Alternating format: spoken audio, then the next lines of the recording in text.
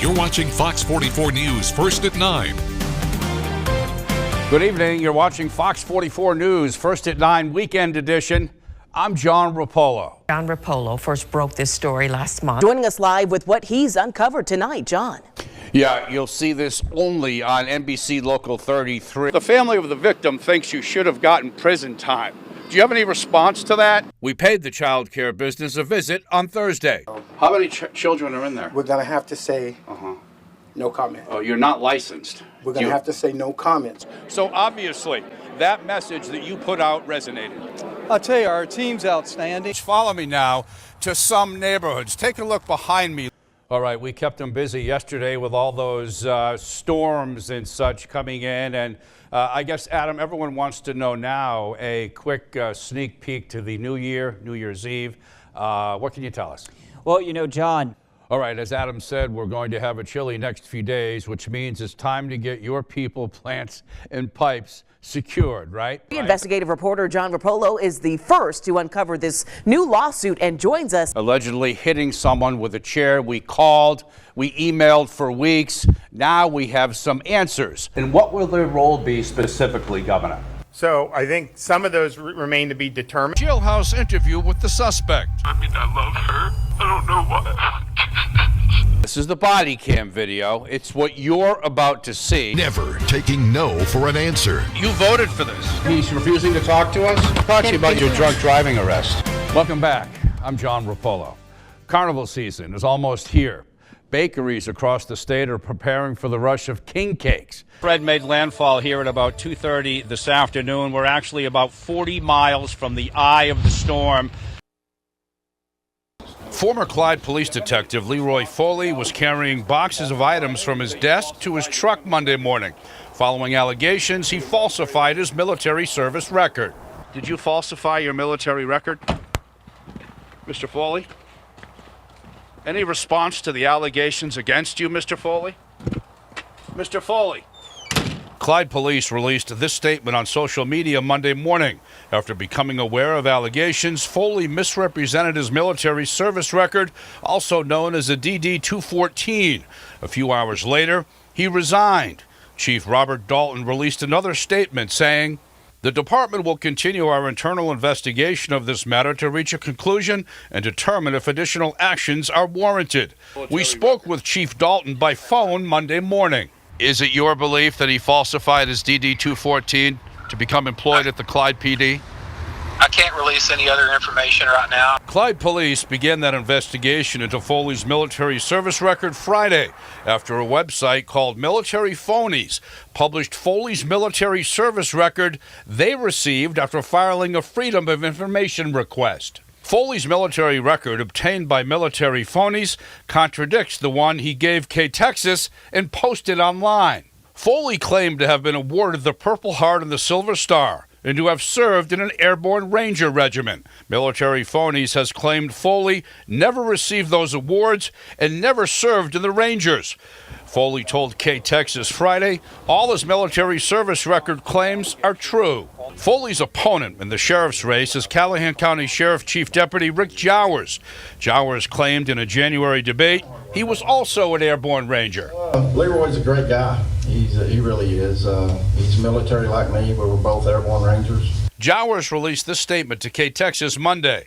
"I deeply and wholeheartedly apologize for misleading you about my military service. I'm not a Navy SEAL, a Green Beret, or an airborne ranger.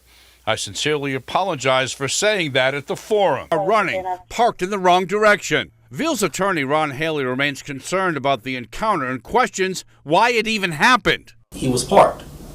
He was not engaged in any activity that would rise to the occasion of reasonable suspicion or probable cause. But the body cam video shows Veal not complying with officers' commands, first to pat him down and then to put handcuffs on him. Baton Rouge Police Chief Thomas Morris says the department is reviewing the actions of 3 officers on this body cam footage. One officer can be seen holding Veal down and one knee on his neck. Is that proper procedure? It is not. We do not train to put knees anywhere near the neck on the front or back. Veal is tased several times. He tries to grab an officer's taser. He's hit in the side of the face. Morse says in some instances, striking and hitting is taught. Striking and hitting, especially when an officer is being kicked or there's that type of resistance, is okay, and it is taught, but we have to see whether it is appropriated. One officer then threatens Veal. Bro, you reach for my taser one more time, I'll shoot you. This occurred after Veal pulls the trigger on a taser, deploying it. Of course, that officer is going to be kind of ramped up and going to tell, hey, don't do that anymore. So it was the message that he was trying to get across. So you're reviewing that entire incident? Yes. We're a corporation. Carla Bailey, the owner of Abilene Printing and Stationery, has been holding back her frustration for years. Just seemed to be very unfair. From 2010 to early 2016, her company held the printing contract for the city of Abilene. That changed in March of 2016 at this city council meeting. The staff is recommending we award that contract to Southwest Direct. The co-owner of Southwest Direct is Mayor Anthony Williams, who at the time was a city councilman. He bought the printing company less than a year before. Why would you buy a printing company and then bid on and you're a councilman and you're fixing to run for mayor, and then the first time the printing bid comes up, they get it. At that 2016 meeting, Councilman Steve Savage questioned the city's recommendation to award the contract to Southwest Direct, noting the bid was only $329 lower. A $400 difference based on everything else comparative. I would say that the Abilene Printing and Stationery truthfully would be the better deal. Savage also pointed out the cost for emergency priority printing, which was higher in the quote from Southwest Direct. And then City Manager Robert Hanna chimed in, saying the higher rush service quote by Southwest Direct didn't really make a difference. We need to know the price, but it's not a large expense item that we have historically incurred. Council then voted unanimously to award the printing contract to then Councilman Williams' company. Williams had left the room and abstained from voting. I want to state that I didn't have any advantage to this, that I went beyond the requirements by state law. The city agrees. City Attorney Stanley Smith sent us this letter with our public information request for documents. Keep in mind, we never asked the city attorney for a letter or even a statement, but he wrote, Councilman Anthony Williams fully complied with all laws regarding public disclosure and abstaining from discussion and voting in this matter in which he had a conflict of interest. Between June of 2016 and the end of last year, the city of Abilene paid the mayor's company Southwest Direct $159,000 for printing services. Comparatively, from 2013 to 2015, the city paid Abilene Printing $197,000 for printing services. The city's spending less money on printing today than it was previously. Williams filed 3 conflict of interest statements, but for 3 years, none of these could be found on the city's website, where traditionally, conflict of interest statements by city officials are posted. Why is that?